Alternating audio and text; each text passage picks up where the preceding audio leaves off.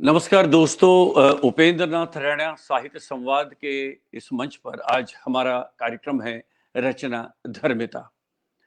और आज के इस कार्यक्रम में हमारे साथ थोड़ी देर में अब जुड़ेंगे रायपुर से वरिष्ठ साहित्यकार और कथाकार श्री संजीव बख्शी।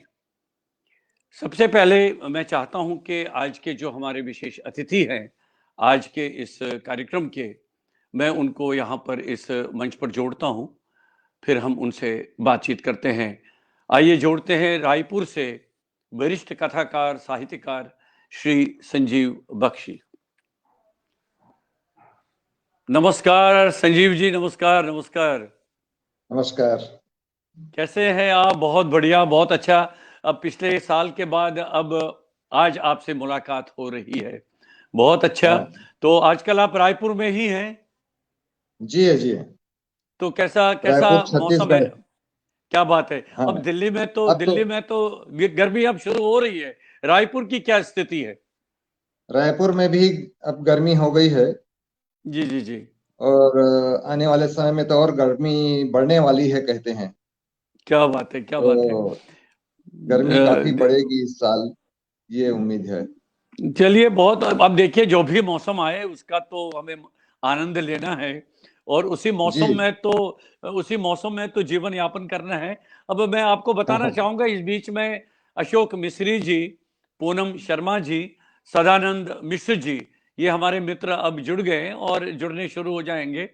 इस समय लगभग हमारे 6 मित्र ये कार्यक्रम देख रहे हैं। अब देखिए, मैंने जी। कार्यक्रम शुरू कर दिया और रमेश चंद्र शुक्ल जी भी हमारे साथ जुड़ गए, नमिता पाठक जी भी जुड़ गए। तो सबसे पहले मैं अपने मित्रों को आपका संक्षिप्त सा परिचय देना चाहूंगा, ताकि आज का कार्यक्रम हम फिर विधिवत रूप से आरंभ कर सकें। मित्रों, आप जानते हैं कि रायपुर से आज हमारे बीच में हैं रचना धर्मिता कार्यक्रम में श्री संजीव बख्शी, वरिष्ठ साहित्यकार और कथाकार। और सबसे बड़ी बात यह है कि पिछले साल है श्री बख्शी को उनके उपन्यास भूलन कांदा पर राष्ट्रीय पुरस्कार से सम्मानित किया गया, जो उस पर फिल्म बनी हुई है। उसके बारे में भी हम चर्चा करेंगे।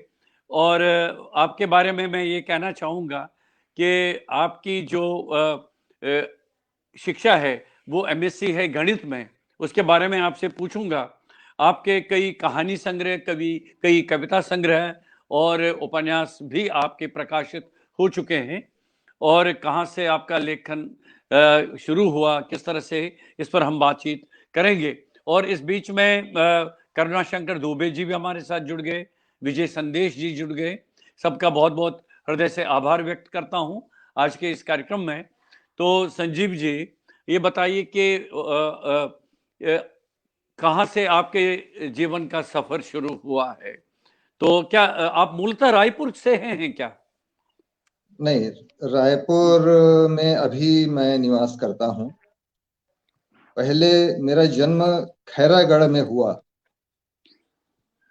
खैरागढ़ स्टेट हुआ करता है, पहले हुआ करता था स्टेट, जहाँ इंदिरा कला संगीत विश्वविद्यालय है। तो वो खैरागढ़ में मेरा जन्म हुआ। मेरी बचपन के बारे में, अपने जन्म के बारे में पूछा तो बचपन की कुछ बातें जो हैं मैं आपको बताना चाहता हूँ। मेरे इस जीवन में और मेरे जो कुछ भी हूँ, जो कुछ कर पाया, जो हासिल कर पाया, उसमें 4 महिलाओं का, देवियों का योगदान रहा। उसमें से एक है, मेरी दादी थी, पुष्पा देवी। क्या बात, क्या बात है। वो उस समय उनको पढ़ने का बड़ा शौक था। कल्याण बुलवाती थी वो नियमित रूप से। और चंद्रकांता संतति बाइंड करवा के रखा हुआ था उन्होंने, जो बचपन क्या में बात है, क्या बात है, मैंने क्या पढ़ी। बात है। बचपन में पढ़ने का एक अवसर मिला मुझको। तो इस प्रकार से वो पढ़ने की बड़ी शौकीन रही। दूसरी मेरी माँ गिरजा बख्शी।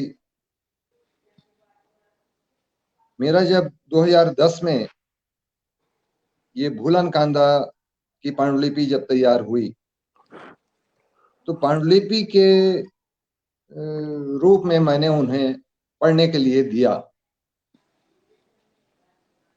अम्मा को। जी जी। तो वो 2-3 दिन में पढ़कर, और उसने कहा कि ये बहुत आगे जाएगा। आशीर्वाद दिया उन्होंने मुझे। अब तो माँ नहीं रही, लेकिन उस समय उन्होंने आशीर्वाद दिया और कहा कि ये बहुत आगे जाएगा। थोड़ी सी उसमें सलाह भी दी कि इसमें ऐसा किया जाए तो और अच्छा होगा। फिर वैसा मैंने किया भी। तो एक तो उनका बड़ा स्नेह और प्यार रहा मुझ पर, उनका आशीर्वाद रहा। फिर मेरी पत्नी वीणा, वो बीए है, हिंदी में बीए थी, बीए है, हिंदी सब्जेक्ट रहा उसमें। क्या बात है, तो क्या मैं बात है। विज्ञान का विद्यार्थी रहा, इसलिए मुझे ये रहता था कहीं लिखने पढ़ने में कि व्याकरण की कोई त्रुटि ना हो। तो मैं हर चीज को उन्हें जरूर दिखाता और एक बार जांच करवा लेता। तो उन्होंने काफी मदद की मेरी। अभी भी कुछ लिखता हूँ तो वो सबसे पहले उन्हें दिखाता हूँ और उनसे सलाह लेता हूँ। इसके बाद अच्छा, और एक खास बात जो वीणा में है वो ये कि उसमें गांधीवादी जो है कुछ तत्व हैं। मैं भी थोड़ा सा गांधीवादी हूँ, विचार मेरे हैं। क्या बात। और मेरे से ज्यादा मेरी पत्नी वीणा में है। वो कहती नहीं कि मैं गांधीवादी हूँ, लेकिन वो है, उसके कर्म से। कभी कोई सामान मैं लाता उनके लिए या घर के लिए तो कहती कि वो इसके बगैर भी काम चल सकता था, क्यों ले आया ये। कभी कोई उनके लिए साड़ी ला दी, बहुत कम ऐसा अवसर आया कि मैंने उनके लिए साड़ी लाई। फिर वो कहती कि नहीं, इसकी क्या जरूरत थी, मेरे पास तो साड़ियां हैं। घर में कभी नाश्ता बनता, पोहा बनता, मैं जब नौकरी में था तो वो मुझसे ज्यादा और करीब करीब 2 गुना नाश्ता मेरे ड्राइवर को और भृत्य को वो देती। वो कहती कि सवेरे से ये खाए हुए हैं और इनका खुराक कुछ ज्यादा रहता है, इसलिए वो ज्यादा देती उनको। तो ये सब विचार उनके भीतर जो हैं, इससे मैं बड़ा अपने आप को सौभाग्यशाली मानता हूँ। उसके बाद मेरी बिटिया, जिसने मुझे मेरे लिखने पढ़ने में योगदान दिया, कंप्यूटर में खासकर। कहीं मैं रुकता हूँ, मैं कंप्यूटर में काम करता हूँ और वहाँ कंप्यूटर के मामले में कहीं रुकता हूँ तो बिटिया श्वेता मुझे मदद करती हैं। उनके बारे में थोड़ी सी बात मैं आपको बताना चाहता हूँ। मेडिकल के क्षेत्र में, चिकित्सीय क्षेत्र में उन्होंने जो एक चमत्कारी, उसने संघर्ष करके जो चमत्कारी उपलब्धि प्राप्त की, जी जी। वो मैं आपको बताऊं। जन्म के समय बताया गया कि उन्हें सेरेब्रल पैल्सी है। हम्म। काफी हम लोगों ने इलाज करवाया, डॉक्टरों को दिखाया, फिजियोथेरेपी कराया। 4 साल में वो खड़ी हुई, लेकिन उसने सेरेब्रल पैल्सी को हराया। क्या बात है, वो क्या बात है। संस्कृत में एमए किया उसने, वाह वाह वाह। और उसके बाद कंप्यूटर का कोर्स करके आज एमएमसीटी कॉलेज, इंजीनियरिंग कॉलेज में वो 10 साल से ऊपर हो गए, वहां जॉब कर रही है। क्या बात है, क्या बात है, बहुत बढ़िया, ये बहुत अच्छा, एक बहुत मेडिकल अच्छा। साइंस का एक चमत्कार है। वाह वाह वाह। और उनकी इच्छा शक्ति भी और सर, उनकी इच्छा शक्ति उनकी भी। इच्छा शक्ति है, क्या ईश्वर की बात है, क्या कृपा भी बात है, है। उनकी उनकी हाँ, इच्छा शक्ति है, जो क्या इतने बात है, क्या साल से बात वो काम कर रही हैं। तो उनका एक बड़ा योगदान, एक मैंने कविता भी लिखी उसके ऊपर से, वो मैं आपको बाद में सुनाऊंगा, जो एक संग्रह की पहली कविता है।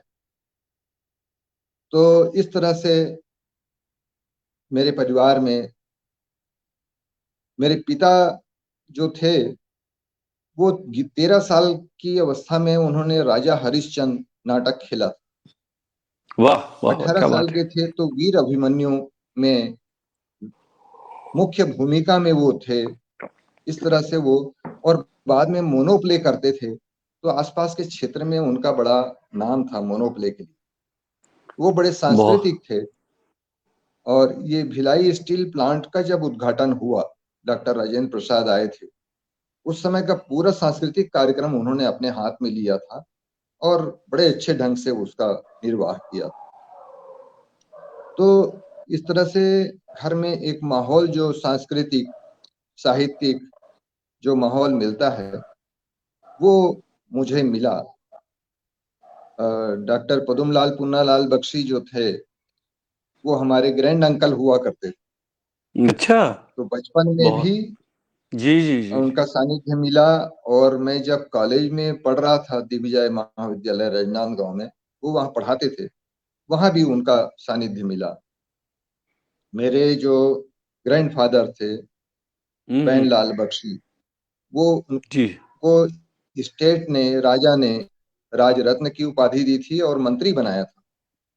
तो क्या इस बात। तरीके से बचपन का जो सबके बीच मेरा जो बीता, वो घर में साहित्य का वातावरण था, सांस्कृतिक वातावरण था। मैं, इसके अलावा मेरे जो अ, बेटा है मेरा, इंजीनियर है, और विनीत, और बहू नेहा जो है, वो एमबीए है। इसके क्या अलावा बात है, मेरी क्या बात है। दो पोतियां हैं, अरे जो वाह अभी वाह, क्या। 2 साल की हो जाएंगी 2 महीने बाद, अरे वाह वाह, आर्ची, क्या बात है। आरवी। तो वाह ये, वाह। इनके साथ पूरा समय मेरा जो निकलता है, वो एक श्वेत स्याह स्याह सा जो जीवन इस अवस्था में जो हो जाया करता है, उसे रंगीन कर दिया इन पोतियों ने आकर। तो इस क्या। तरह से हम्म। उनके साथ समय जो है गुजर जाता है। अच्छा, ये तो मैं बताइए, ये बता ये बताइए कि आप तो एमएससी गणित में हैं, तो जी, साहित्य का तो आपने बता दिया, पूरा वातावरण था। तो क्या, वातावरण था। बिल्कुल, तो शुरुआत तो आपने कविताओं से ही किया, क्या कैसे हुआ? हाँ, शुरुआत मैंने कविताओं से ही किया। जी जी जी। मेरे घर में भी जो भाई बहन हैं, उनमें से भी कोई सांस्कृतिक है, कोई साहित्यिक है, कोई कविताएं लिखते हैं, सभी लोग कुछ न कुछ लिखते पढ़ते रहते हैं। और मेरी बड़ी बहन मंजू दीदी हैं, वो, और छोटी बहन अलका, क्या बात है। ये लोग मेरी सारी पूरी पुस्तकों को ये पढ़ते हैं, और अमेजॉन से मंगवा लेते हैं, या मेरे से कभी मिल गया उनको, लेकिन पढ़ते जरूर हैं और बताते हैं, बड़ी रुचि रखते हैं। तो मैंने शुरुआत कविताओं से ही किया था। और ये सन 75 के आसपास की बात है। डायरी में लिखा करता था कविताएं, छपने कहीं देता नहीं था। मुझे लगता था कि इन्हें छपना चाहिए कि नहीं चाहिए, कैसी ही पता नहीं कैसी कविताएं हैं। तो मैं ये लिखता रहा, काफी समय तक लिखता रहा। और जब मैं जगदलपुर डिप्टी कलेक्टर होके गया, ये सन 92 की बात है, हम्म। तब मैं मित्रों को अपने ये सब कविताएं जो लिखी हुई थी उन्हें दिखाया, और वहां से पत्र पत्रिकाओं में भेजना शुरू किया। तो फिर ये पत्रिकाओं में छपना शुरू हो गया। और 94 में पहला संग्रह जो है, कविता संग्रह, तार को आ गई हल्की सी हंसी, ये पड़ाव ये प्रकाशन। ये भोपाल वो से। उसी उसी के बारे में मैं वो ये हल्की तार को आए हल्की सी हंसी है आपके समक्ष, है क्या वो संग्रह है क्या? हाँ उसके दर्शन कराइए जरा। अरे वाह, क्या थोड़ा सा बीच में लाए। अरे वाह, तार को आ गई हल्की सी हंसी। तो क्या मतलब ये शीर्षक, थोड़ा सा इसके बारे में बताइए। ये तार का वहां पर क्या तात्पर्य है, और इसमें से कोई एक दो कविताएं सुनाइए आप, संजीव हाँ, जी। ये जी जी। पहले इसमें पहले इसके शीर्षक के बारे में बताएं, ये शीर्षक क्या? शीर्षक देखिए, ये हम्म। इस कविता से शीर्षक स्पष्ट हो जाएगा। ये कविता जी मैं जी पढ़ जी। लेता हूँ। मैं आपको पूरे स्क्रीन पे ला रहा हूं, आप पढ़िए सर। वाह। हाँ।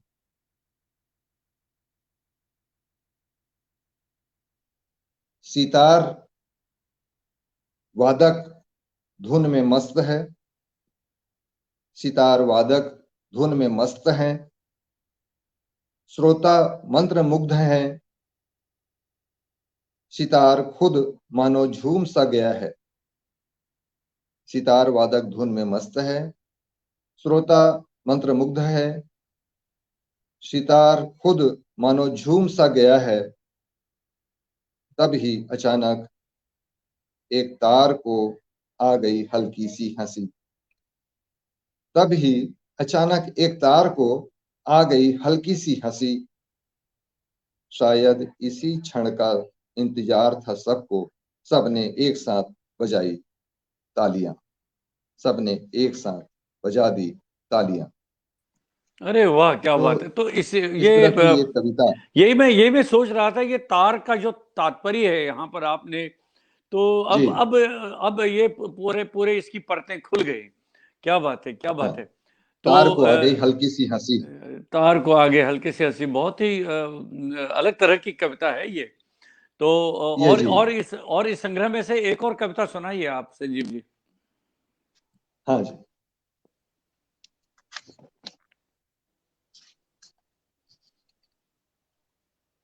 अबोध पहली कविता है।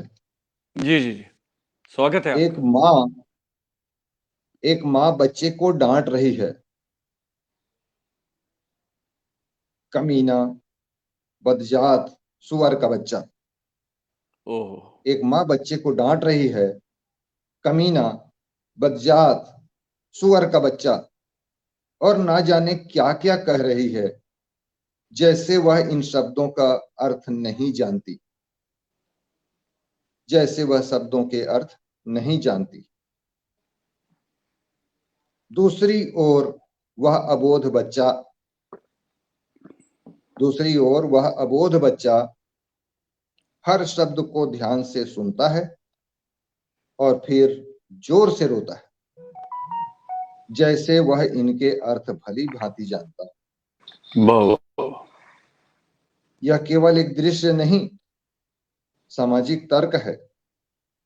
बताइए, आश्वासनों पर ताली बजाती जनता और इस अबोध बच्चे में क्या फर्क है? क्या बात है, ये एक क्या कविता बात है। है। अच्छा, मैं बताना चाहूंगा, इस बीच में हमारे और भी कई मित्र जुड़ गए हैं। कुमार अशोक सराफ घायल जी, बहुत अच्छे कश्मीर के कवि हैं, वो भी जुड़ गए। जी। सदानंद मिश्र जी लगातार हमारे साथ जुड़े हैं। रमेश चंद्र शुक्ल जी हमारे साथ जुड़े हैं। रामजन बड़गुजर जी हमारे साथ हैं। करुणा शंकर दुबे जी, नमिता पाठक जी भी लगातार हमारे साथ जुड़ी है। अच्छा, आपका दूसरा जो काव्य संग्रह था वो था भीत पर बैठे लोग। ये कब आपका आया था, कब प्रकाशित हुआ था? ये 98 में आया। जी जी। भित्ति पर बैठे लोग 98 का है। जी जी जी। और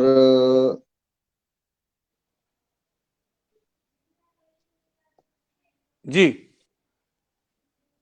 4 साल बाद जी ये जी रायपुर से ही एक इलाहाबाद से एक सदाक्षी प्रकाशन से छपवाया इसको। जी। तो इसमें इसमें कितनी कुछ कविताएं हैं? कविताएं, इसमें 30-35 कविताएं हैं। जी जी जी जी नहीं, जी ज्यादा है। जी जी जी। ये किताब और मैं रखा नहीं हूँ। फिर नहीं, तो इसका मतलब हम ये समझे कि शुरुआत तो आपने कविताओं से ही किया है, आपने कविताएं कविताओं लिखनी से शुरू शुरुआत की, किया। जी शुरुआत तो की जी। है कविताओं से, और फिर कथा साहित्य की तरफ यानी कहानियों की तरफ कैसे रुझान पैदा हुआ? क्या हाँ तो कविता, आपको क्या लगा कि जो आप कविता में नहीं कह पा रहे हैं वो आपको कहानी के माध्यम से थोड़ा सा और डिटेल में और विस्तार से कहना है? जी जी, तो ये जी कविताओं में उसके बाद जो तितलियों के पास है, जी जी जी सफेद से कुछ ही दूरी पर पीला रहता था, जी जी जी ये और संग्रह आए। जी फिर चुनी हुई कविताएं भी आई सत साहित्य प्रकाशन से, और मोहा झाड़ू को लाइव ट्री कहते हैं जयदेव बघेल। तो मैं ये सत साहित्य प्रकाशन के बारे में थोड़ा सा बताऊंगा। जी जी जो एक कविता अ, चुनी हुई कविताएं उन्होंने निकाला, जी जी वो मुंबई का प्रकाशन है, जी जी। जो कि अपने सदस्यों के लिए वो प्रकाशित करते हैं। अच्छा अच्छा। तो उस समय उन्होंने 30-35 हजार कापियां उसकी छापी, 30-35 हजार कापियां, और देश विदेश में उनके जितने सदस्य थे उनको उन्होंने हम्म। भेजा, निःशुल्क लेकिन ये भेजा। पहली बार मैं सुन रहा हूं कि कोई प्रकाशक जी, 30-35 हजार। अब तो 50 हजार कापियां छापते हैं वो। ओहो। उस समय अच्छा। 30-35 हजार कापियां छाप के और जी सबको जी अपने सदस्यों को भेजते हैं वो देश विदेश में। जी जी। तो यहाँ जब वो इसका विमोचन हुआ चुनी हुई कविताओं का। क्या अच्छा ये कार्य वे निशुल्क भाव से करते हैं कि अपने सदस्यों को वे कोई उसका जो मूल्य होता है मूल्य के निर्धारित तो करते होंगे? नहीं। नहीं, इनके अपने जैन लोगों का है ये, जी सर। और इनके अपने दान दाता वगैरह होते हैं, और जी जी उसको मैनेज करने वाली संस्था है। तो ये उससे मैनेज करते हैं और इतनी कापियां भेजते हैं। ओहो। तो इसका मतलब इसका सर्कुलेशन बहुत ज्यादा है, विस्तृत है, बहुत बड़ा है। अब देखिए विस्तृत केवल है, देश में बहुत ही नहीं बल्कि विस्तृत है। विदेश, बहुत ही विस्तृत है विदेश में भी विदेशों भेजते में, हैं, विदेश विदेश में भी में भी भेजते हैं। जी जी जी जी जी हाँ, जी जी हाँ। जी जी। और जब इसका लोकार्पण हुआ था, उस समय 125 कापियां वहीं खरीद ली गई। अच्छा अच्छा। आप बताइए, ये भी एक आश्चर्य की बात है कि 125 कापियां उस समय खरीद ली गई। तो आपने पूछा था कि कैसे मैं गद्य में आया। जी जी जी तो कविता लिखते हुए अपने हमारे मित्र हैं रमेश अनुपम जी, वो एक न्यूज़पेपर के लिए साहित्य का पेज बनाते थे। जी। तो सबसे पहले उन्होंने मुझे कहा कि आप खैरागढ़ या राजनांदगांव के बारे में लिख कर दीजिए, तो उसमें पेपर में हम छापेंगे। तो मैंने एक लिख कर उन्हें लेख दिया, तो उन्होंने कहा "आप तो, आपका तो गद्य बहुत अच्छा है, आपको गद्य भी लिखना चाहिए"। ये पहली शुरुआत हुई मेरी गद्य लिखने की। फिर मैंने छिटपुट गद्य लिखना शुरू किया, और फिर मेरे भीतर उपन्यास का वो था एक विषय, जो काफी समय से भीतर पक रहा था। मैं असल में बस्तर में नौकरी में रहा, उसके बाद गरियाबंद के आदिवासी इलाके में जो कमार भुंजिया इलाका है, वहां नौकरी में रहा। फिर कवर्धा में बैगा इलाका है, वहां नौकरी में रहा। इस तरह से काफी समय तक मैं आदिवासी क्षेत्रों में काम करता रहा। और पहले तो न तो रास्ते ठीक थे, न तो वाहन की सुविधा थी, कोई मोटरसाइकिल या गाड़ियां नहीं थी। तो हम लोग जो दौरा करते थे, एक गांव में जाते थे, वहां नाइट हाल्ट करते थे, फिर वहां से दूसरे गांव में जाते थे, वहां नाइट हाल्ट करते थे, और इस तरह से काम करते थे। तो रात रुकते थे, तो वहां आदिवासियों से और वहां के लोगों से संपर्क भी होता था, बातचीत भी होती थी।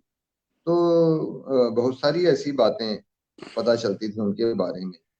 उन वो कैसे बात करते हैं, कैसे उठते हैं, कैसे बैठते हैं, कैसे खाते हैं, कैसे पीते हैं, क्या बात करते हैं, ये सब वहाँ बड़े इत्मीनान से सुनने का मौका मिलता था, देखने का मौका मिलता था। तो ये सब दिमाग में था ही। तो धीरे धीरे फिर हमने भूलन कांदा पर काम शुरू किया और फिर ये उपन्यास बन के तैयार हो गया। और काफी समय तक इसमें मैं काम करता रहा, काफी समय तक काम करता रहा। कंप्यूटर में सीधे मैं काम करता हूँ और लिखता हूँ उसमें कंप्यूटर में। लेकिन उसमें गलतियां कंप्यूटर में पकड़ में नहीं आती, उसको प्रिंट निकालना पड़ता है और प्रिंट निकाल के पढ़ते हैं तब गलतियां पकड़ में आती। तो कई बार प्रिंट निकाल कर उसमें देख कर फिर कभी, अभी 24 घंटा दिमाग में चलता रहता था, उसके जो पात्र थे वो घूमते रहते थे, चरित्र पूरा वो दिमाग में रहता था कि कौन क्या बोल रहा है, कौन कहाँ जा रहा है, क्या कर रहा है। तो वो उसमें मैं दुरुस्तियां करते करते करते करते फिर मैंने विनोद कुमार शुक्ल जी को, रमेश क्या बात। अनुपम जी को, और विश्वरंजन जी थे यहाँ डीजीपी, उनको, राजेंद्र मिश्र जी को, इनको मैंने उसकी पांडुलिपि जो है पढ़ने के लिए दी। तो सब लोगों ने पढ़ के देखा और फिर सबने कहा कि ये तो अच्छा है और नया विषय है। और रमेश अनुपम ने खास तौर पे इसमें मुझे सलाह दी कि अब इस पे आप और काम मत करिए, अब इसे तत्काल भेज दीजिए छपने के लिए। क्या नहीं तो बात है। शायद मैं उस पे और काम करता रहता, कुछ और जोड़ता, कुछ और घटाता, कुछ और करता शायद। लेकिन उन्होंने कहा कि नहीं, अब ये हो गया, अब इसे पूरा हो गया, अब इसे तुरंत आप छपने भेज दीजिए। फिर मैंने बया को, गौरीनाथ जी को, बया पत्रिका निकालते हैं वो, तो उनको मैंने ये भेजा। तो बया पत्रिका में पूरा का पूरा उपन्यास उन्होंने छाप दिया। अच्छा, अब उस उपन्यास पर आगे बात करेंगे। आप जी तो कई महत्वपूर्ण पदों पर रहे हैं, काफी जिम्मेदारियां रही हैं, तो इतना बड़ा काम करते थे आप, तो कैसे ये समन्वय बिठा पाते थे, कैसे समय निकाल पाते थे आप? देखिए, दोनों दोनों को मैं एक दूसरे का पूरक मानता हूँ। अकेला लिखना संभव नहीं था मेरे लिए, क्योंकि अनुभव तो मैं वहां से लेता था। जितना जितना व्यस्त होता था उतना ही ज्यादा मुझे और प्रेरणा मिलती थी कविताएं लिखने की और सब लिखने पढ़ने की। उतना ही ज्यादा और अनुभव मिलता था, उतना ही और ज्यादा लोगों से जितना संपर्क होता था उतना ही मुझे लाभ होता था इससे कि मैं लिखूं। और इधर लिखने का फायदा उसमें मुझे होता था, काम करने में एक संवेदनशीलता आती थी मेरे भीतर, एक संवेदनशीलता आती थी, उसका प्रभाव कहीं ना कहीं मेरे उस काम पर भी दिखता था और होता था। तो इस तरीके से दोनों मेरे लिए एक दूसरे के पूरक बने। और मैंने दोनों काम जो है, जैसे आदिवासियों के लिए मैंने बहुत काम किया। हम्म। आदिवासी क्षेत्र में रहते हुए मैंने जो आदिवासियों के लिए काम किया, उससे मुझे बड़ी संतुष्टि मिली, बहुत संतुष्टि मिली। एक गरियाबंद क्षेत्र में सहबीन कछार करके गांव है। जी जी। वो वो सहबीन कछार गांव ऐसा था कि पूरा का पूरा किसी के पास पट्टा नहीं, कोई रिकॉर्ड नहीं, न तो वो वन विभाग में वो उसका दिखता था रिकॉर्ड, न तो राजस्व विभाग में दिखता था। और शोषण चल रहा था, क्योंकि सरसों की खेती होती थी वहां, तो शोषण होता था। लोग जो भी हैं अधिकारी जाते थे और शोषण करके आते थे कि तुम्हारे पास पट्टे नहीं है और सब पैसे दो। जब मैं गया तो मैंने देखा, मैंने कहा कि ये इनका शोषण जो है बंद करवाना होगा। फिर हम्म। मैंने कलेक्टर से बात की, उस समय अजीत जोगी थे कलेक्टर। क्या बात जो है, वो बाद में बाद में तो हाँ जी हमारे यहाँ थे। मेरा मुख्यमंत्री बने। मेरा मेरा उनके साथ बहुत अच्छा परिचय था जब ये दिल्ली में थे, मंत्री भी थे, जी जी। हाँ हाँ कांग्रेस के रिजीम में थे। जी जी। हाँ। तो वो कलेक्टर थे वो। हम्म। उनको मैंने सारी कहानी बताई कि ऐसा शोषण हो रहा है और इनको शोषण से मुक्त करना है। तो उन्होंने सिर्फ इतना कहा कि मुझे क्या करना है आप बताइए। हम्म। मैंने कहा कि मैं इसे एक काबिल कास घोषित करवाते हैं, तो वो प्रकरण बना के आता हूँ, आप उसको काबिल कास घोषित कर दीजिए। जो जमीन कहीं नहीं है उसे मैं राजस्व विभाग की मानता हूँ। हम्म। अगर कहीं नहीं है तो राजस्व विभाग की जमीन। अब उसको काबिल कास घोषित कर दे तो मैं सारे के पट्टे तैयार करवा दूंगा, नक्शे तैयार करवा दूंगा, सारे रिकॉर्ड तैयार करवा दूंगा, सारे पटवारियों को सबको पूरा विभाग को लगा दूंगा और मैं तैयार कर दूंगा। बोले ठीक है। और फिर उन्होंने काबिल कास घोषित किया। मैं कई दिनों तक वहां जाके कैंप किया और मैं सारे अपने कर्मचारियों को पटवारियों को सब लगाया नाप जोख के लिए। पूरे जमीन नापे गए, पूरा नक्शा तैयार किया गया, रिकॉर्ड तैयार किया गया और फिर पट्टे तैयार किए गए और सबको हमने पट्टे दे दिए। फिर हमने कलेक्टर कमिश्नर को बुलाया कि आप अपने हाथ से पट्टा बांटिए। तो वो उन्होंने आकर पट्टा बांटा अपने हाथ से और सब लोग बड़े खुश हुए। तो ये एक छोटा सा उदाहरण दिया मैंने। इसी तरीके से जहां भी रहा मैं आदिवासियों के लिए इसी संवेदनशीलता के साथ काम किया और ऐसे काम करके आनंद भी आता है और सही बात है, बिल्कुल बिल्कुल। संतुष्टि मिलती है। और आपके साहित्य के लिए, आपके लेखन के लिए तो पर्याप्त सामग्री मिल गई हाँ। होगी। तो आप भूलन आपने कांदा उपन्यास, भूलन कांदा उपन्यास में सहबिन कछार का मैंने जिक्र किया है। जी जी सहबिन जी। कछार एक जगह आता है तो उसका जिक्र है उसमें। क्या बात है, क्या बात है, बहुत बढ़िया।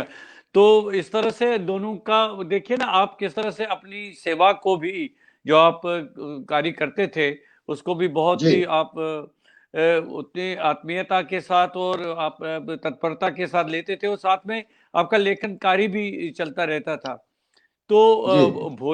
भूलन कांदा जब उपन्यास अब प्रकाशित होके आ गया, तो फिर ये फिल्म बनाने की कैसे प्रक्रिया शुरू हुई? कैसे ये मूड बना आपका कि इस पर अब फिल्म बननी चाहिए? जब मैं ये उपन्यास लिख रहा था उस समय मनोज वर्मा जी जो हैं, जो इसके निर्माता निर्देशक हैं, वो दूसरी फिल्म के रिलीज के लिए मुझे बुलाया था टॉकीज में। मैं गया हुआ था। मुझे वो मामा जी बोलते हैं। हम्म। तो उस रिश्ते में उन्होंने बुलाया था तो मैं गया हुआ था टॉकीज।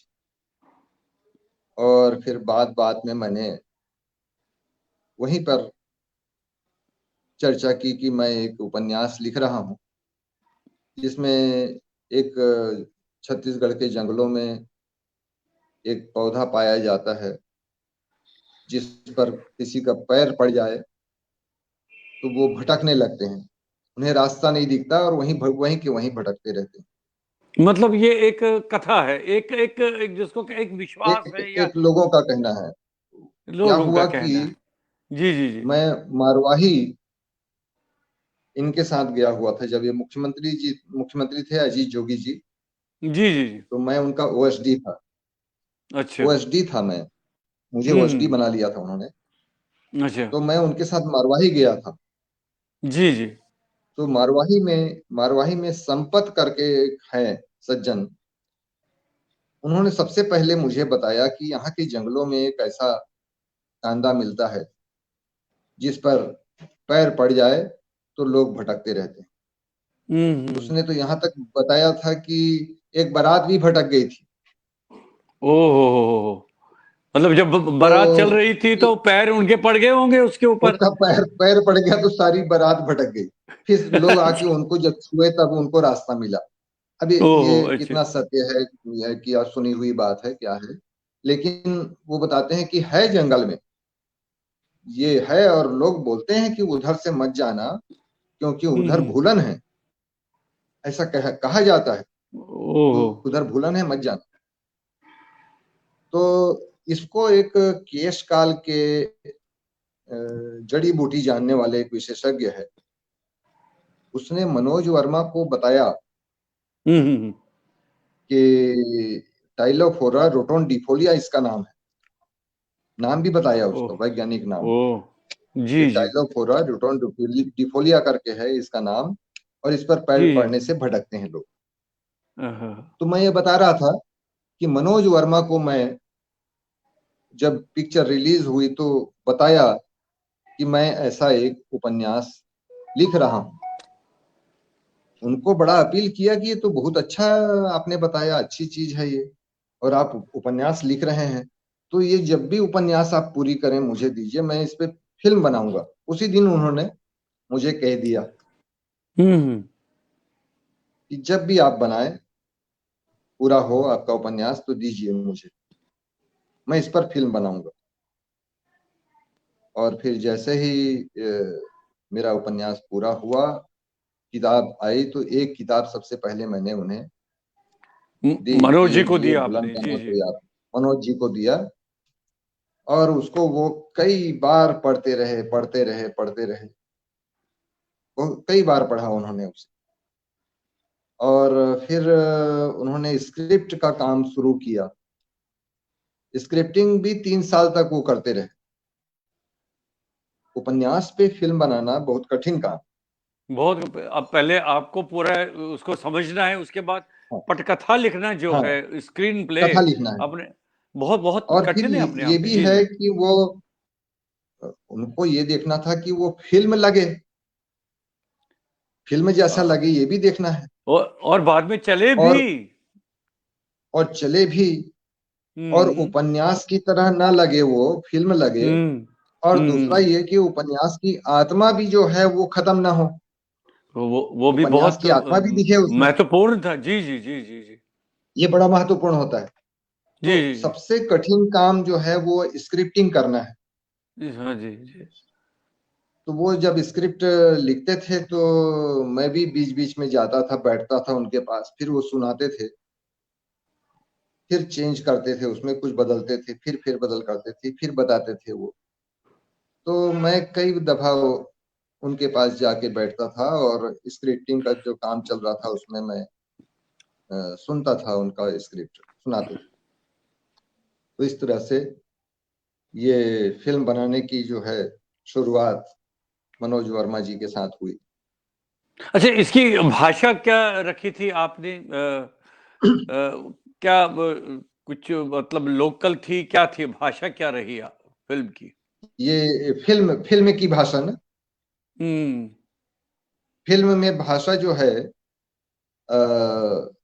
ज्यादातर दोनों हैं, हिंदी और छत्तीसगढ़ी दोनों हैं। दोनों और दोनों मिश्रित है, छत्तीसगढ़ी भी जी जी मिश्रित है। छत्तीसगढ़ी भी ऐसी, गांव के लोग हैं तो छत्तीसगढ़ी बोल रहे हैं, जी जी शहर जी में जी जो लोग हैं वो हिंदी बोल रहे हैं। जी तो जी जी। छत्तीसगढ़ी भी ऐसी छत्तीसगढ़ी है जो हिंदी भाषी आसानी से समझ सकते हैं। उसमें बहुत कठिन छत्तीसगढ़ी नहीं है, इसलिए। और अंग्रेजी में सब टाइटल चलते रहता है उसमें। तो जो हिंदी और छत्तीसगढ़ी भी नहीं समझते, वो अंग्रेजी सब टाइटल से वो समझ सकते हैं। तो इस तरह से एक थोड़ी सी छत्तीसगढ़ी है, थोड़ी हिंदी है। और दृश्य इसके बहुत सुंदर है, क्योंकि आपको बताऊं मैं, जी जी। जहाँ जहाँ शूटिंग हुई, महुआ भाटा गांव है, ज्यादातर शूटिंग महुआ भाटा गांव में हुई। ये गरियाबंद से अच्छा, 30 किलोमीटर दूर है। आदिवासी और गांव एक होगा ये? भुंजिया भुंजिया गांव है, अच्छा, भुजिया गांव, जी जी जी भुंजिया गांव है। जी जी।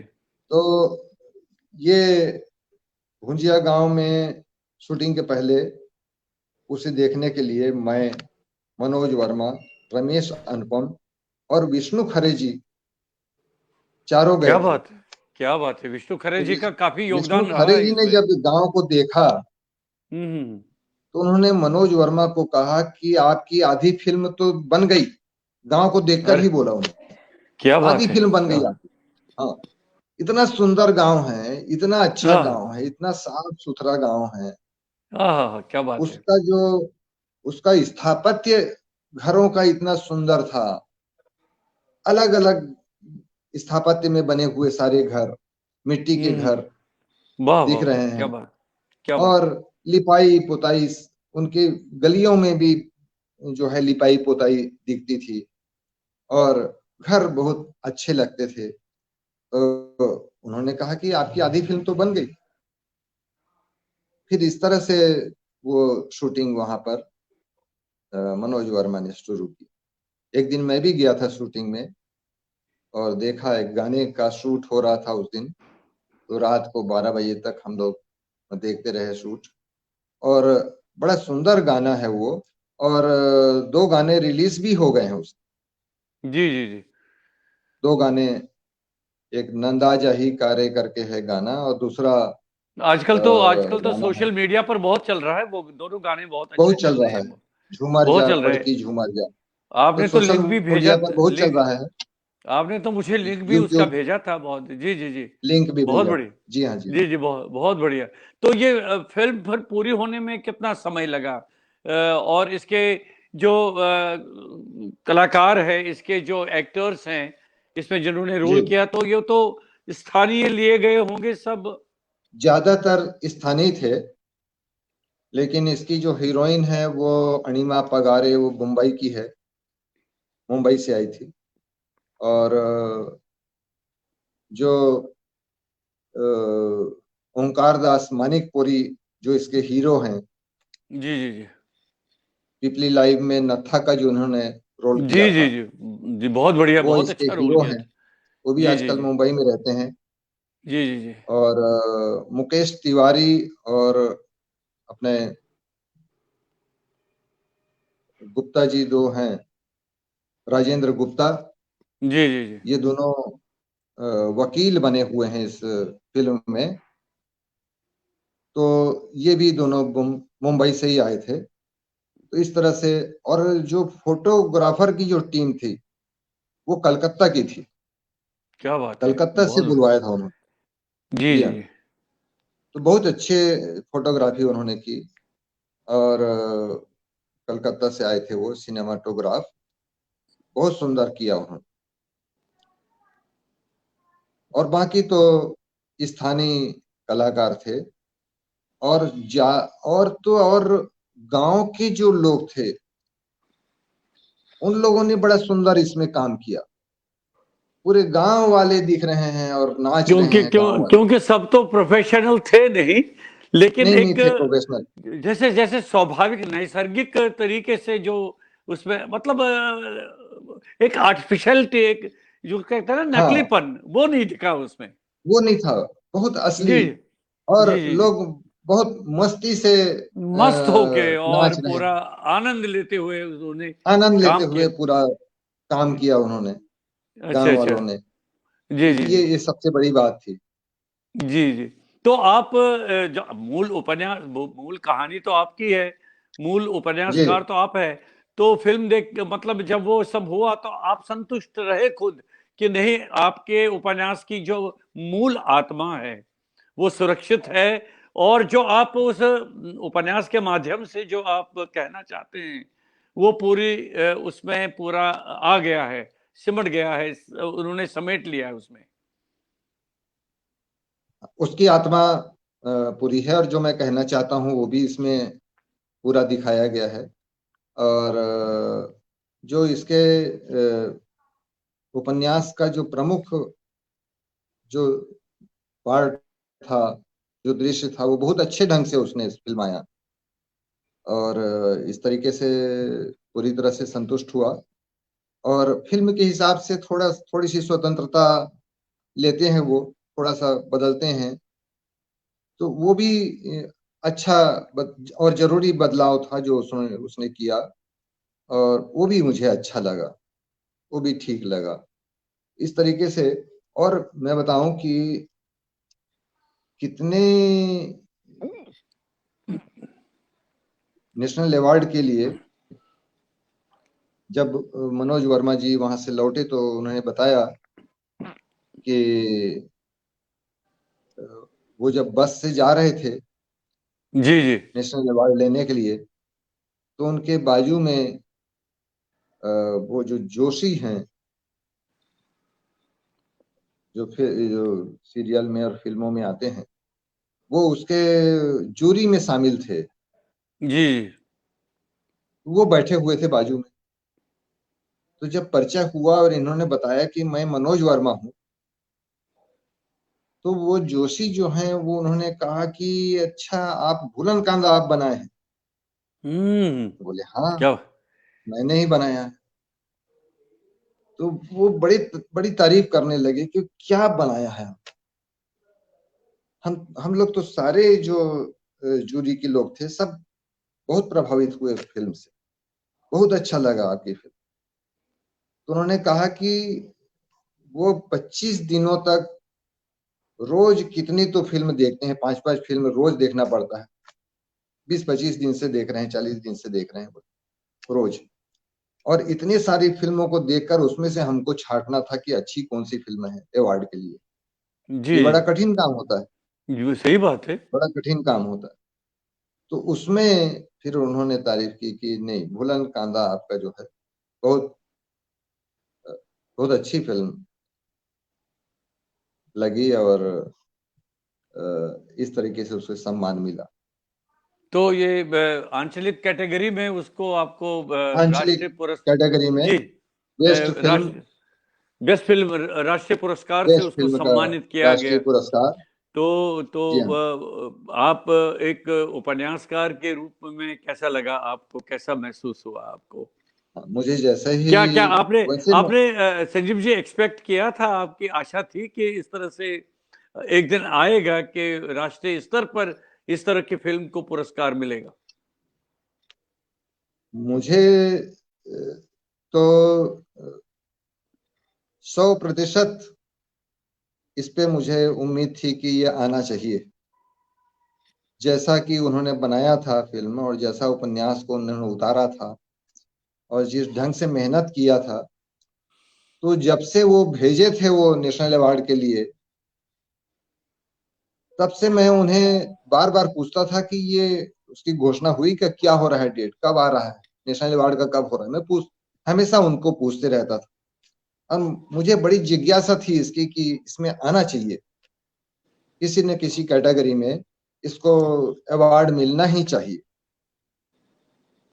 फिर एक दिन किसी ने फोन करके मुझे बताया, मैं बाहर था घर से, तो उसने फोन करके बताया कि जो टीवी में आईवीसी चैनल में आप देख रहे हैं क्या? बोले देखिए आप तुरंत, हम्म। नेशनल अवार्ड मिल गया भूलन इमेज को, और आपका भी नाम आ रहा है टीवी में।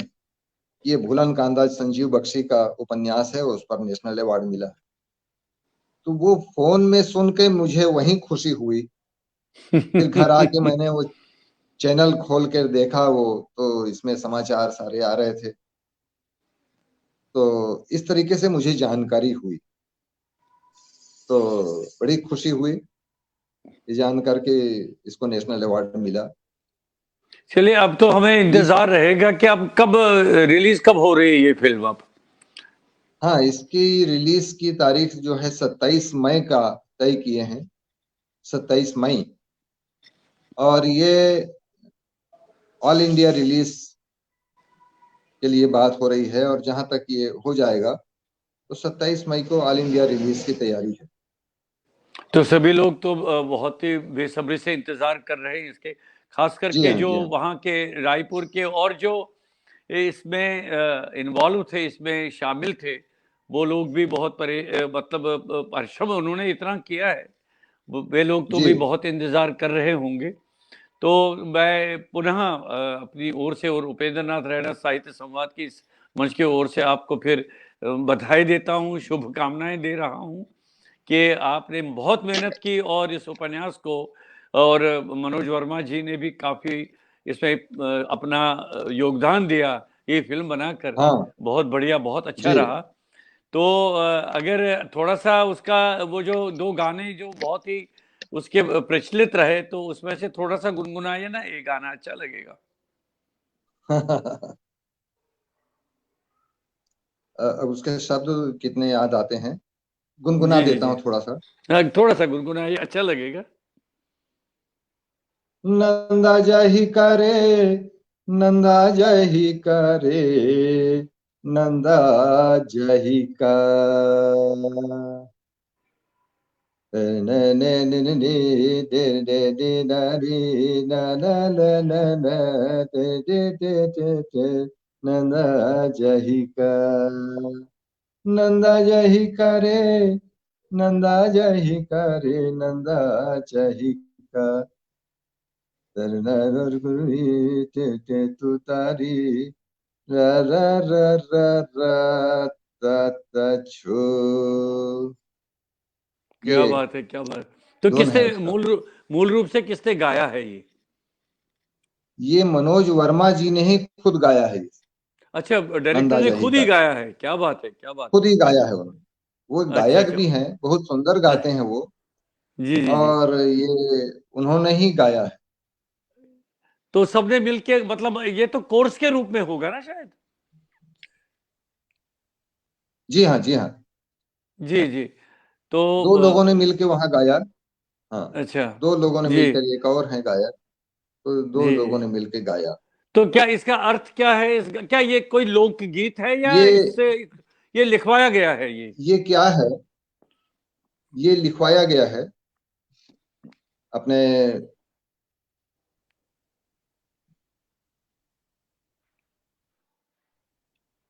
जी हैं? मीर अली मीर करके हैं, जी जी। अच्छा मीर अच्छा। अली मीर। हाँ, उनका ये बड़ा ही प्रसिद्ध गीत है, जिसे वो मंच पे भी कई बार पढ़ते हैं और गा के सुनाते हैं वो, मीर अली मीर। अच्छा अच्छा। तो वो नंदा जही का मतलब ये है कि विलुप्त विलुप्त हो गया है, ये सब विलुप्त हो गया है। अच्छा। तो उसमें वो कहते हैं कि एक के बाद एक सब सारा चीज विलुप्त होते जा रहा है। हम्म दुख की कढ़ी के बनैया नंदा जही करे, जो हम्म। दुख की कढ़ी बनाते हैं छत्तीसगढ़ में, वो भी अब विलुप्त होते जा रहा है। तो हर चीज जो है वो विलुप्त होते जा रहा है, ये है उसकी, उसके मुख्य उसमें कि चिंता है कि सारा चीज विलुप्त होते जा रहा है धीरे धीरे। जो संस्कृति है, जो और चीजें क्या हैं, बात है, नहीं खाने बहुत है, पीने की, खाने पीने की प्रतीकात्मक चीजें है ये, हैं, बहुत बढ़िया, बहुत ये बढ़िया। प्रतीकात्मक, मतलब मैंने सारा चीज क्या कैसा विलुप्त हो रहा है। जी जी जी, बहुत बढ़िया, बहुत अच्छा ये, कॉन्सेप्ट है, बहुत अच्छा। तो जी ये हाँ, तो जी हाँ। मतलब इस पूरे एटमॉस्फेयर में ये गाना तो बहुत ही सटीक बना होगा, बहुत अच्छा बना होगा इसका। तो संगीत किसका है बहुत इसमें? सुंदर, और इसमें इसमें जी जी डांस भी बड़ा सुंदर किया, जी जी। डांस भी सुंदर किया। तो ये फिल्म कितने कितने कितने और समय में पूरी इसमें हो इसमें गई? जो जी संगीत जो है, जी मोंटी जी शर्मा ने दी है, जी मोंटी शर्मा। जी जी जी वो बैकग्राउंड म्यूजिक वगैरह जो है मोंटी शर्मा ने दी है, जो सावरिया के संगीतकार थे और लक्ष्मीकांत के प्यारेलाल के भतीजे हैं। जी जी तो जी। वो, उन्होंने बैकग्राउंड म्यूजिक इसका दिया हुआ है, क्या बात है। तो बहुत सुंदर म्यूजिक दिया है। तो कितने समय में ये फिल्म पूरी हो गई? ये एक महीना और कुछ दिन और बहुत लगे, बहुत कम समय में पूरी इसको। शूटिंग हो गई थी, महीना महीना भर। जी हाँ, जी हाँ, क्या बात है, शूटिंग हो क्या गई बात थी। है, मतलब काफी श्रम करना पड़ा होगा इस फिल्म को पूरा करने में। बहुत परिश्रम तो करना पड़ा, और चलिए जी जी। गांव में रहकर शूटिंग करना ये और बड़ा कठिन काम था। बहुत कठिन काम पूरे है, और यूनिट को आपको वहां, पूरी यूनिट को वहां पर पूरा एस्टेब्लिश करना, और आपको पूरी सुविधाएं चाहिए, आपको जितना भी तामझाम होता है इसके लिए, शूटिंग के लिए, उतना चाहिए। तो बहुत बढ़िया, जी बहुत हाँ, अच्छा, जी हाँ, आपको पुनः बधाई देते हैं, बहुत अच्छा लगा कि चलिए, हम तो फिल्म का अब इंतजार कर रहे हैं कब आएगी, और हम भी देखना जी चाहेंगे, हाँ, जी बहुत हाँ। बढ़िया। तो अच्छा, तो ये फिल्म बनने के बाद जब आपको राष्ट्रीय पुरस्कार भी मिला इस फिल्म पर, ये बहुत अच्छी, बहुत बड़ी उपलब्धि है संजीव जी। तो उसके बाद आपको जी, लगा नहीं कि अब आप और कुछ लिखेंगे, इससे भी बहुत अच्छा और बहुत बढ़िया। हाँ, मैं एक दूसरा उपन्यास मैंने किया, जी जी। खैरागढ़ नांदगांव। क्या एक है और वो? उपन्यास मेरा आया इसके बाद, जी जी जी। खैरागढ़ नांदगांव के नाम से। जी जी जी। तो उसे भी लोगों ने हाथों हाथ लिया, और इसमें अशोक मिश्र जी ने भी एक काम किया है बुलंद इमेज में। जी अशोक जी जी। मिश्र, उन्होंने गुरु जी का काम किया है उसमें, और वो पूरा का पूरा वो बताते हैं, वो शुरू से अ, वो उसमें बताया गया है कि उन्होंने भूलन कांदा उपन्यास लिखा, और इस प्रकार से वो बता रहे हैं कि क्या हुआ कहानी। अशोक मिश्र जो हैं, जो जी जी वेल डन अब्बा और वेलकम टू सज्जनपुर के पटकथा लेखक हैं और प्रसिद्ध हैं, वो अशोक मिश्र जी ने भी इसमें काम किया। तो दूसरा उपन्यास जो आया, उसका प्रीफेस जो है मैंने अशोक मिश्र जी से लिखवाया। तो जी वे जी जी। बड़े प्रभावित हुए उसे पढ़कर, बड़े प्रभावित हुए कि ये भी उपन्यास आपका बहुत सुंदर है, और हो सका तो मैं इस पे नाटक बनाऊंगा, जी जी। ये उनका कहना था। जी तो हाँ। उसका मूल रूप से क्या कथानक है, किस एटमॉस्फेयर, कौन सा माहौल है उसमें, उस उपन्यास में?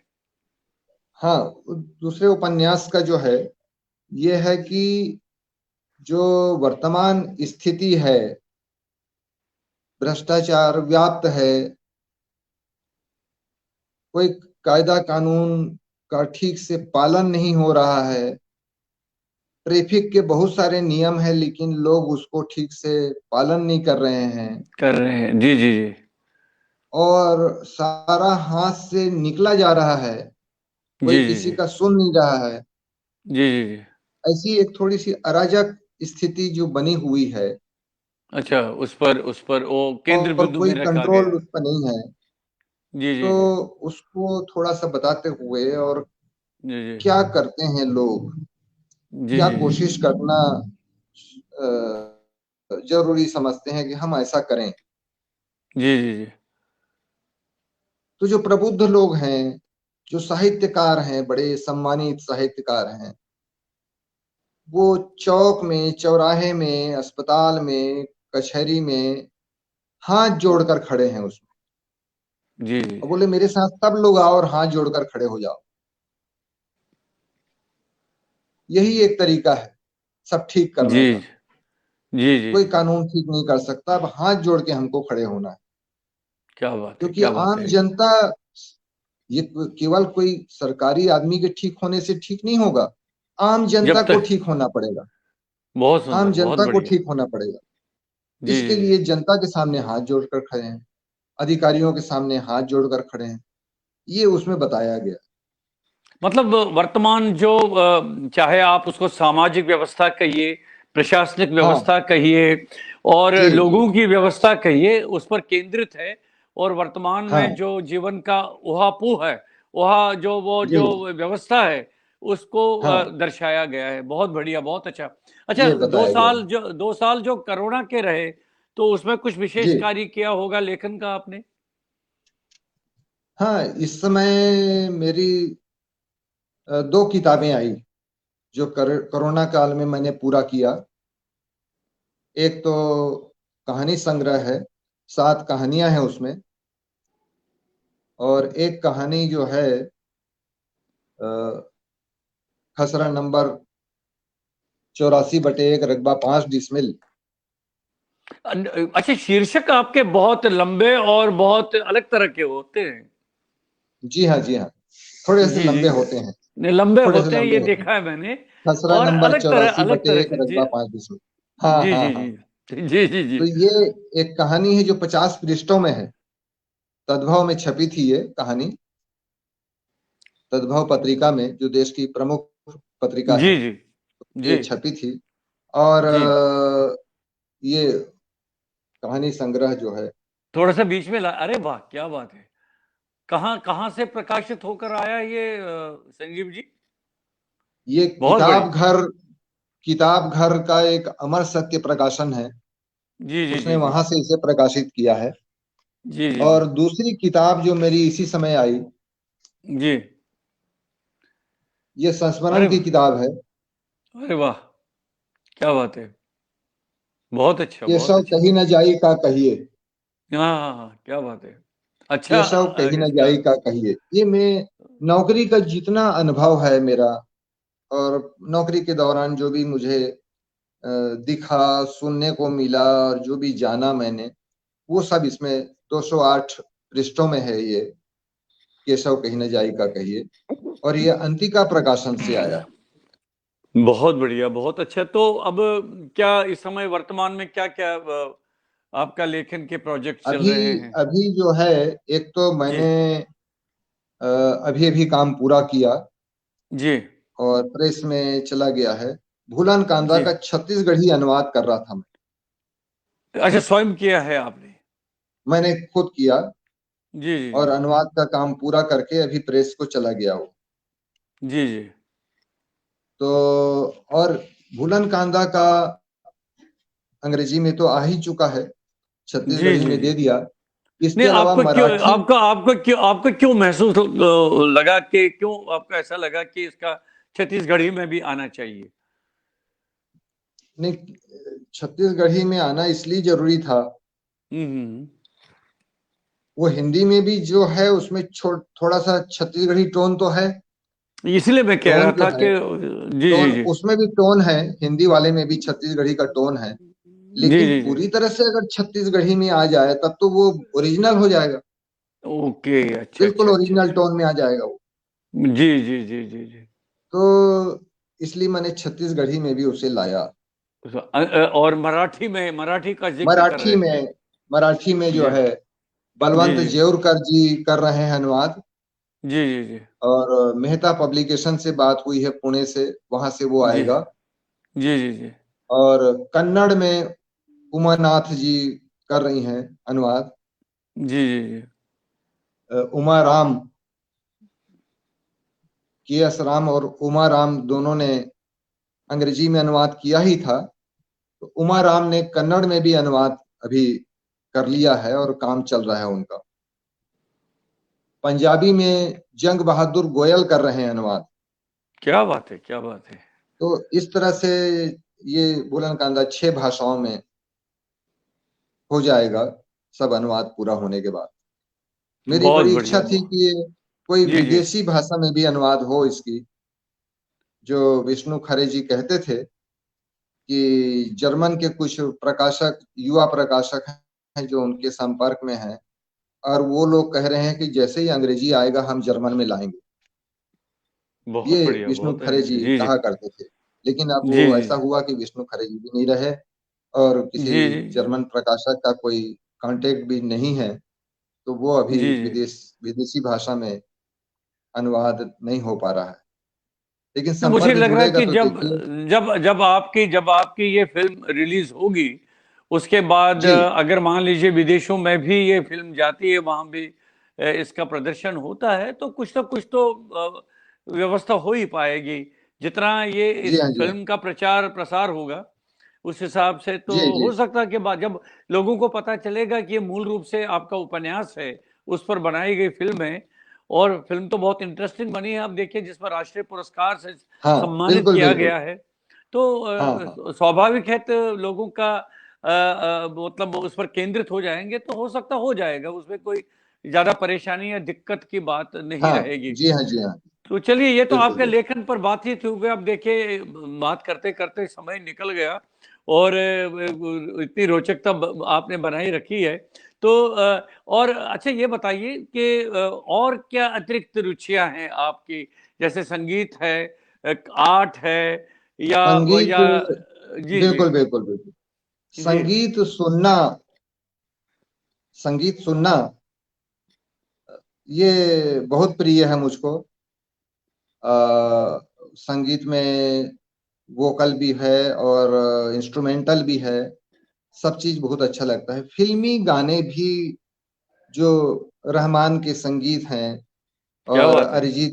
अरिजीत के गाने हैं, ऐसे मेलोडियस गाने बहुत अच्छे लगते हैं मुझे।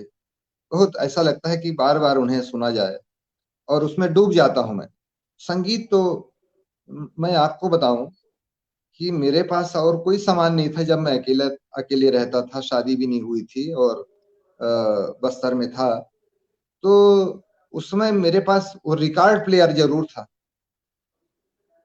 और मैं संगीत सुनता था। वो उस समय तबे आते थे, उसमें जी। रख के, और फिर रिकॉर्ड प्लेयर वो चलता वो था। तो वो तो जो जो जो डिस्क हुआ करते थे वो चल बजते डिस्क थे। हुआ जी करते जी। थे उसमें, तो उसमें मैं अच्छा अच्छा। सुना करता था। तो जी जी जी। चोरी चोरी के गाने थे, और भी सब गाने थे उस समय। क्या तो बात। तो वो, हाँ, जब मैं आपके बारे में रिसर्च कर रहा था तो मुझे जी ये भी पता चला आप खुद भी थोड़ा बहुत गाते तो हैं। कोई कोई कोई हाँ, अच्छा सा बहुत। फिल्मी सुनाइए ना, कोई अच्छा लगेगा, वो बहुत मन प्रसन्न होगा। हमारे देखिए बहुत सारे मित्र अभी जुड़े हुए हैं। कोई कोई गाना सुनाइए जो आपकी पसंद का हो। एक मुझे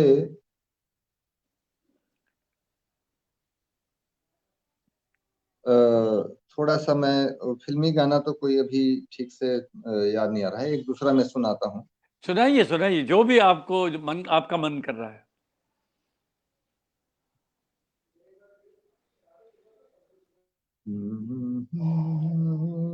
ले जाए बंसी टरी, राधे रानी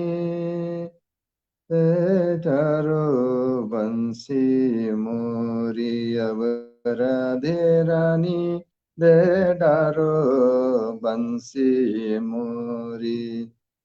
काहे से बजाऊं राधे, काहे से मैं गाऊं, काहे से बजाऊं राधे, काहे से मैं गाऊं, काहे से मैं नाऊं गैया चोरी, अब राधे रानी दे डारो बंसी मोरी।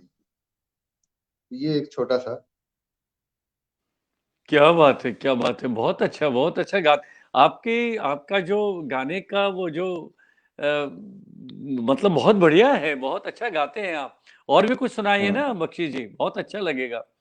तो कोई पुराने पुरानी पुरानी फिल्मों के गाने तो आप खूब सुनते थे और गाते हाँ, भी थे। उनका तो कोई कोई याद किसी भी फिल्म का गाना, क्योंकि आप तो बहुत शौकीन रहे हैं। मेहंदी हसन का एक वो है। जी जी जी। मेहंदी हसन का भी एक गुनगुना देता हूं मैं। जी जी जी। रंजिश सही दिल ही दुखाने के लिए रंजिश सही दिल ही दुखाने के लिए रंजिश सही, वैसे तुझे आते हैं नाने के बहाने, जैसे तुझे आते हैं नाने के बहाने, वैसे ही किसी रोज न जाने के लिए रंजिश सही दिल ही दुखाने के लिए रंजिश सही। अरे वाह वाह वाह। तो आप तो छुपे रुस्तम निकले संजीव जी। ये तो थोड़ा सा लेट मैंने शुरू किया, आपको छेड़ा। अब मुझे तो और गाने सुनने हैं। बहुत बढ़िया, बहुत अच्छा आपका। ये मुझे पता नहीं था इतना बहुत सुंदर गाते हैं आप। बहुत बढ़िया, बहुत अच्छा। आपने तो आज बहुत ही मन प्रसन्न कर दिया आपने। बहुत बढ़िया। चलिए कार्यक्रम की समापन की ओर हैं हम। बढ़िया। और कुछ कुछ? कविताएं जी जी। कविताएं कुछ आखिरी में, एक तो जो जी जी। कविता मैंने लिखा था, मैं बताया था कि उसे पढ़ूंगा, जी जरूर जरूर, आपका स्वागत है, सुनाइए सर। अपनी बिटिया के लिए जो लिखा था अरे कविता। वाह वाह, क्या बात है, क्या और बात है। सफेद से कुछ ही दूरी पर पीला रहता था, कि पहली कविता है ये। अरे वाह, वो क्या मैं बात है। आपको सुनाता हूँ। बहुत आपका स्वागत है सर, बहुत बढ़िया, बहुत अच्छा। लगा मैं कुछ ढूंढ रहा हूँ, वाह वाह वाह। लगा मैं कुछ ढूंढ रहा हूँ, लगा मैं कुछ ढूंढ रहा था। पुत्री ने पूछा, क्या ढूंढ रहे हो पापा? कुछ नहीं, मैंने कहा, और सोचने लगा क्या ढूंढ रहा था। वाह वाह। जैसे यह सच न हो और कोई सपना चल रहा हो, और किसी ने पूछ लिया हो, क्या सपना देख रहे हैं आप? जब मैं कुछ ढूंढ ही नहीं रहा था, तो मेरे हाथ और अंगुलियां या मेरे हाव भाव ऐसा क्यों जता रहे थे कि मैं कुछ ढूंढ रहा हूं? वाह वाह वाह वाह, क्या बात है, क्या बात है। मैं जरूर कुछ ढूंढ रहा हूं। क्या कुछ छूट रहा है जिसे मुझे ढूंढना चाहिए? सोच में देख पुत्री फिर कहती है, मैंने हम्म। ऐसे ही पूछ लिया था पापा। जैसे कह रही हो पुत्री, मैं अब बड़ी हो गई हूँ पापा। आए, क्या बात है, क्या बात है, वाह वाह वाह, संजीव जी बहुत सुंदर कविता। जी जी। पुनीत राम पुनीत राम ने साइकिल की कैरियर पर मेरी 4 साल की पुत्री को अभी अभी बड़े ध्यान से बिठाया है। हम्म। कैरियर पर अपना गमछा भी सजा दिया है। अभी रोज की तरह उसे सुल्ताना फरिश्ता के फिजियोथेरेपी सेंटर जाना है। बाय हम्म। कह रही है पुत्री मुझे, मेरे मोटरसाइकिल की कैरियर पर मेरे दौरे पर जाने के सामान और एक लाल बस्ते को बांधा जा रहा है। वाह वाह वाह, क्या बात है। पुत्री छोटी है। मेरे बाय में मैं क्या कुछ कहना चाहता हूँ नहीं जानती। पुनीत राम समझ रहा है, देरी हो रही है, जल्दी चलो, वह कह रहा है। वाह पुत्री अपनी मम्मी को बाय कह रही है। साइकिल चलने लगी है। अब मैं भी चलता हूँ, कहता हूँ, और पत्नी को बाय कहता वाह वाह वाह, बहुत सुंदर, बहुत सुंदर, बहुत बढ़िया। हूँ। एक दिन जैसे सबसे बड़ी खबर मिलती है, फिजियोथेरेपी सेंटर से लौटकर पुनीत राम बताता है सबको, पुत्री बिना सहारे खड़ी हो गई। सबकी खुशियों का ठिकाना नहीं रहा। सब खुश थे। पत्नी ने अपनी मां को दी यह खुशखबरी सबसे पहले, कि पुत्री खड़ी हो गई। सरकारी नौकरी में आए दिन आए हुए भी कितने ही दिन हुए थे। कुछ सामान तो अभी पैकिंग में ही था, निकले नहीं हैं। पड़ोसन पूछ रही है पत्नी से, क्या हुआ है हम्म। बेबी को? पड़ोसन पूछ रही है पत्नी से, क्या हुआ है बेबी को? एक औरत दूसरे की बात थोड़े में कैसे समझ लेती है। अंदर से मैं सुन रहा था, अंदर से मैं गुन रहा था। वाह वाह वाह, बहुत अच्छा प्रयोग। वह एक छोटे गांव से आया है, नाम याद नहीं। पहली या दूसरी बार मैं मिल रहा हूँ। कह रहा है गांव में एक जड़ी देने वाला है, कई को बिल्कुल ठीक किया है।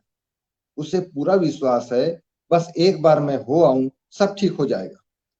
वाह वाह वाह। किसी ने बताया विशाखापट्टनम में क्यों नहीं दिखाते। किसी ने पता लिख कर दिया नागपुर का, दिल्ली का, जड़ी का, या किसी चिकित्सक के इलाज के बारे में तो कुछ याद नहीं। पर इतना सब का कहीं योग होता है, यह मैं जानता हूँ। वाह वाह वाह, बहुत बढ़िया, बहुत चिकित्स अच्छा, बहुत। चिकित्सक ने चिकित्सक ने आज बुलाया है, कहा है कि बेबी की मैथमेटिक्स, साइंस, हिंदी, अंग्रेजी की कॉपियां लेकर आइए। उसे विश्वास नहीं सेरेब्रल पेल्सी के प्रकरण में कि बेबी 5वीं में पढ़ रही है। हम्म।